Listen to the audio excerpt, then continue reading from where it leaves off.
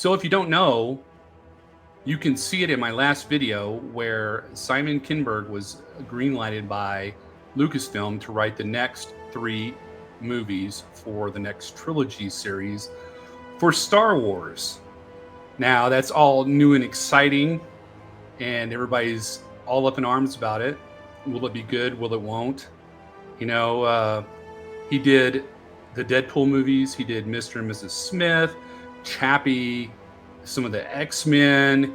He worked with Dave Filoni on some of the Star Wars projects. I think he did the Rebels and one other thing in Star Wars. And it seems like he has a lot of chops because a lot of those movies are excellent. But I read the article last week and it said that he was going to be working with Kathleen Kennedy on these movies, and that threw up a big red flag.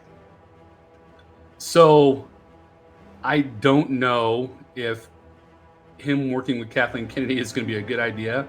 I know it won't be a good idea,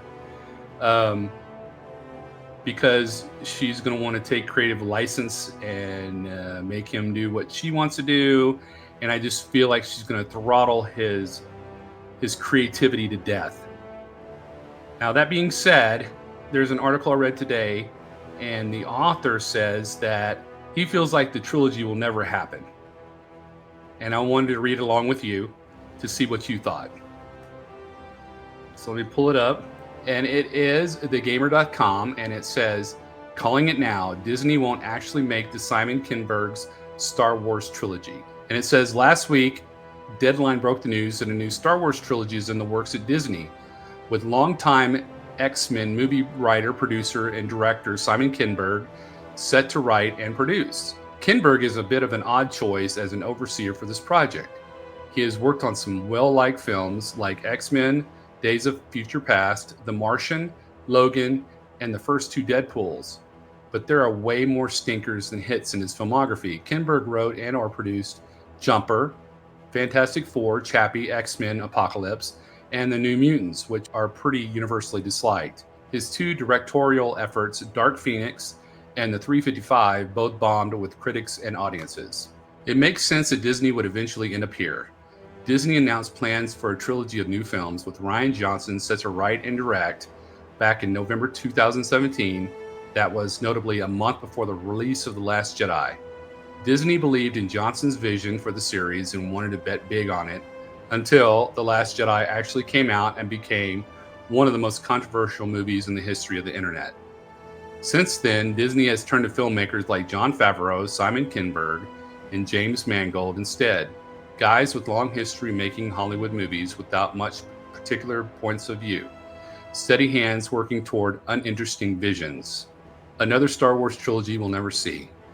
Of course, none of this matters. Kinberg's Star Wars trilogy will absolutely never exist. Since it took over ownership of Star Wars IP from George Lucas in 2012, Disney has announced far more Star Wars movies than it actually produced. In addition to Johnson's, Disney has announced, then canceled, or put on indefinite hold films from Colin Trevorrow, Taika Waititi, Game of Thrones, David Benioff, and D.B. Weiss, another planned trilogy, and Patty Jenkins, although this one has reportedly resumed development. Other films helmed by Kevin Feige, Guillermo del Toro, and Damon Lindelof were reported in various stages of development before being canceled. At this point, signing up to make a Star Wars movie is like Charlie Brown charging full speed at a football. Note, Disney has also canceled TV projects like The Rangers of the New Republic, a Mandalorian spin-off focused on Cara Dune, and The Acolyte following a divisive first season. Listening to fans has hurt the franchise. In the process, Disney has catered to the loudest members of its audience at the expense of the rest of us. In response to online backlash to The Last Jedi, Disney attempted to sand off every rough edge for The Rise of Skywalker.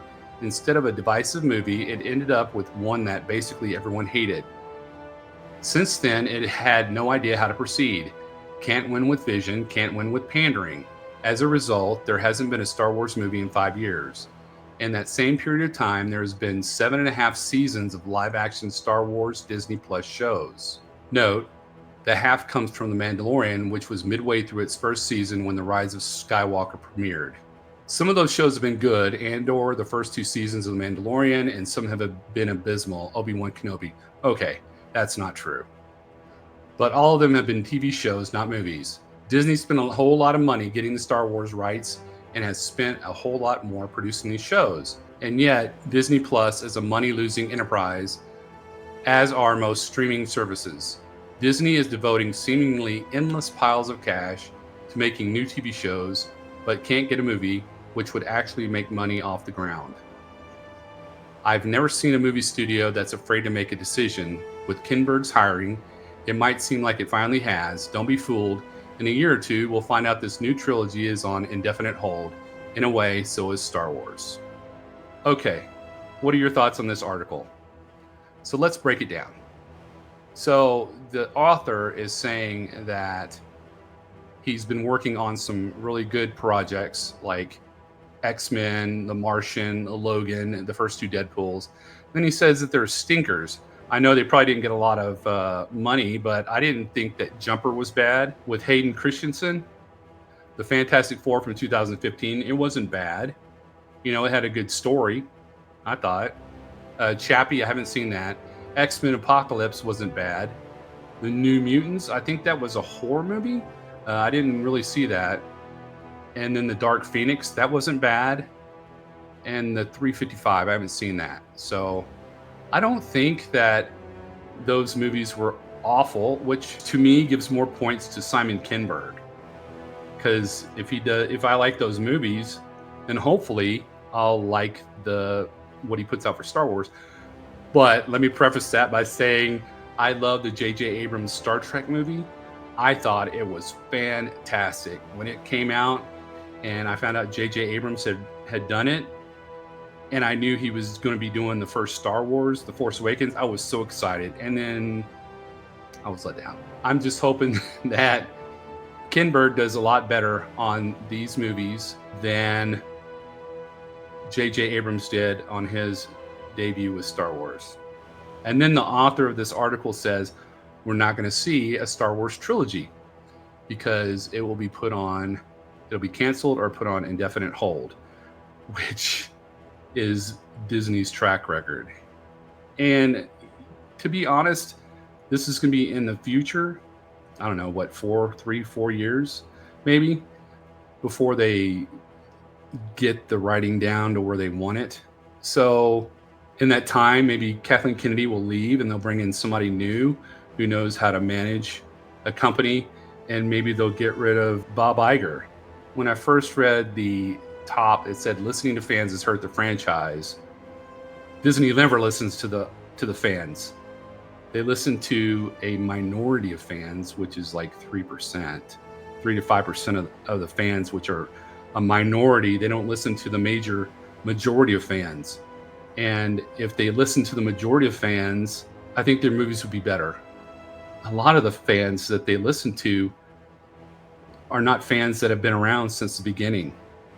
It's like these new people that have just showed up and they're like, oh, well, you know, when Anakin blew up the Death Star, and it's 50-50 for me. I think that there might be a chance that if they stick with Bob Iger and Kathleen Kennedy, that they'll put this thing on hold because, you know, Kinberg will want to write it and Kathleen Kennedy will want it to be done a certain way, and it just won't mesh, and then they'll get rid of this guy. And he seems like a good person to make these movies. You know who they should put him with? They should put him with George Lucas.